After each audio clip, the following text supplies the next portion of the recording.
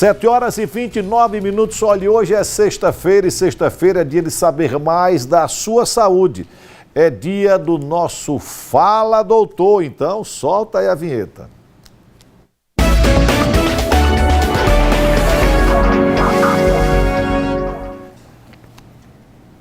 Olha, esse mês também é dedicado a uma campanha Março Roxo, um momento de conscientização sobre a epilepsia, uma doença neurológica crônica caracterizada por descargas anormais e excessivas de atividade elétrica no cérebro, resultando em crises recorrentes. Mas para tirar as dúvidas dos nossos telespectadores, já está aqui comigo nos estúdios a médica neurologista, doutora Vitória Prenazzi. Doutora Vitória, obrigado por estar aqui. Bom dia para a senhora. Bom dia, Fábio. Bom dia a todos. Obrigada pela oportunidade de poder divulgar um pouquinho mais sobre a epilepsia. E como você bem citou, na última quarta-feira foi um dia voltado para a conscientização, um dia mundial sobre a epilepsia, que é uma doença que ainda tem muitos mitos, que a população tem muitas dúvidas e quem nunca se deparou com alguém tendo uma crise, É isso que eu ia falar agora, as pessoas se debatendo com crise de epilepsia e a maioria das pessoas não sabem o que fazer, como ajudar. E é isso que nós vamos falar agora. Com certeza, vamos aí conversar com a população. Então vamos para as perguntas do povo aqui no telão. Damião Santos, lá do meu querido Parque dos Faróis, quais as causas da epilepsia?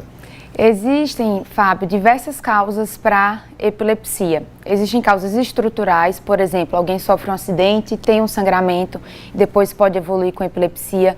Tumores cerebrais, lesões específicas em algumas regiões do cérebro podem também causar epilepsia. Existem causas infecciosas, então, por exemplo, às vezes a pessoa tem HIV, pode ter algumas lesões cerebrais. Tem causas genéticas, em que não há nenhuma alteração na ressonância e pode cursar com epilepsia, causas metabólicas e às vezes tem algumas situações que a gente não descobre a causa. Então tem diversas causas possíveis. Então vamos lá, mais perguntas aqui. Josefa Santana de Maruim, toda convulsão é epilepsia? Ou seja, toda pessoa que está se debatendo ali é epilepsia? Não, essa é uma pergunta que é muito comum ter essa dúvida. Então é bom a gente diferenciar. Convulsão é o nome que a gente dá para a crise em que a pessoa geralmente cai e se debate. Nem todo mundo que tem uma convulsão vai ter outras crises. Para a gente ter a epilepsia, a pessoa tem que ter mais de uma convulsão, mais de uma crise epiléptica. E é bom a gente divulgar que, assim, não existe só a convulsão em que a pessoa cai, se debate. Existem outros tipos de crise. Tem crise que às vezes a pessoa fica aérea, tem crise que a pessoa tem alguma sensação pelo corpo. Então, não necessariamente vai ser aquela a mais comum que a gente conhece. Vamos ao povo? Carlos Augusto Melo, bairro Olaria, Aracaju. Epilepsia é uma doença mental? Eu acho que ele quis perguntar se seria alguma doença psiquiátrica, né?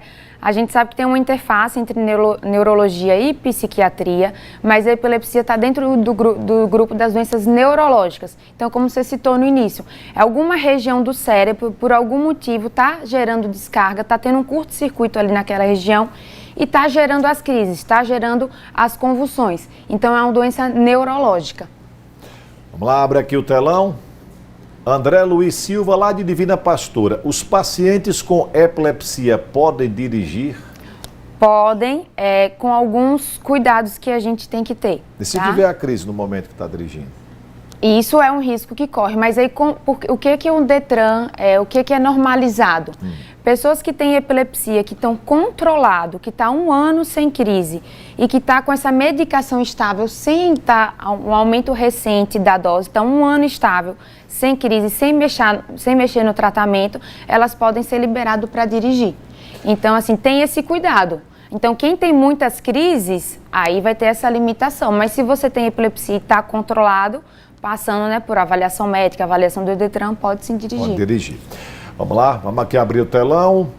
Jefferson Braz, Conjunto Albano Franco Socorro. Qual procedimento devo adotar com uma pessoa durante uma crise de epilepsia? Acho que essa é a pergunta. Todas são importantes, mas essa talvez seja mais educativa. O que fazer se a gente se depara com a pessoa tendo uma crise epiléptica? Então, Primeiro ponto, essa pergunta, né, muito interessante, Jefferson, e a gente quer divulgar isso, né, esses primeiros cuidados são extremamente importantes. O primeiro passo é você tirar todos os objetos que a pessoa, às vezes, nesse momento que ela está se debatendo, ela possa encostar e, às vezes, cair nela. Depois, você vai colocar o paciente de lado, pode ser tanto do lado direito, do lado esquerdo, contanto que você coloque de lado. Por quê, Fábio? Porque às vezes a pessoa ela pode engasgar com a própria saliva, né? Broncoaspirar, como a gente chama. Então, esse líquido ir para o pulmão. Então, você vai colocar de lado para que possa escorrer e a pessoa não aspirar. E não coloque nada na boca. Não jogue nenhum líquido, não jogue nada, isso não vai adiantar. E se você colocar a mão na boca ou algum instrumento, na verdade você pode machucar a pessoa e se machucar. Então, você vai colocar de lado, não colocar nada na boca, colocar alguma almofada, algum travesseiro, uma mochila, porque às vezes a pessoa, né, tá batendo a cabeça e pode machucar, e cronometrar o tempo. Por que é importante cronometrar o tempo? Se está passando de 3 a 5 minutos e a pessoa ainda está convulsionando, você tem que ligar para o SAMU, para um 192, porque aí tem que ter outros cuidados que a gente, sem nenhum aparato, não consegue ajudar. Geralmente uma crise dessa dura quanto tempo? 2 a 3 minutos, geralmente 2 a 3 minutos. Então, quando isso está durando mais tempo, aí como eu falei, 5 minutos, é muito difícil que ela vá passar sozinha. Então, por isso que você tem que acionar uma ajuda médica, aí 192, para prestar esse atendimento para poder parar essa crise. O procedimento de você colocar o dedo, puxar a língua, que é mito?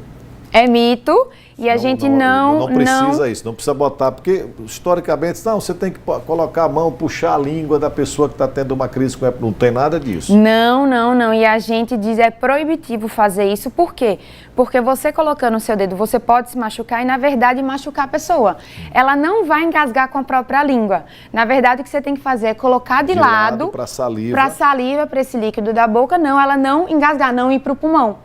Porque alguns reflexos nessa hora, né, fica um pouco, né, dificultado, a pessoa está inconsciente. Então, por isso que você coloca de lado, para ela não aspirar. Então, assim, por favor, não coloque nada da boca, a pessoa não vai engasgar com a própria língua. E se você colocar, você, na verdade, pode se ferir. Você pode gerar uma lesão em você, né, e na outra pessoa também. Vamos lá, tem perguntas do povo. Abra aqui o telão. Meire Cardoso, bairro Rosa Elze.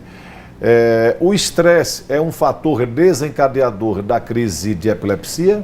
Meire, para quem tem epilepsia, ou seja, que já teve 2 ou mais crises, que tem um diagnóstico, sim, o estresse pode ocasionar, desencadear novas crises, mas para quem já tem epilepsia. E é do mesmo ponto que a gente diz que momentos estressores, né? Então, assim, a pessoa passou por um estresse muito importante ou uma privação de sono. A gente sabe que o sono é muito importante para quem tem epilepsia, então é importante que controlar esses fatores ambientais para não desencadear novas crises, como também a questão do álcool. A gente sabe que quem tem epilepsia tem que tomar esse cuidado, não existe nenhuma restrição, não é proibitivo, mas tem que tomar cuidado, né, no contexto de libação alcoólica.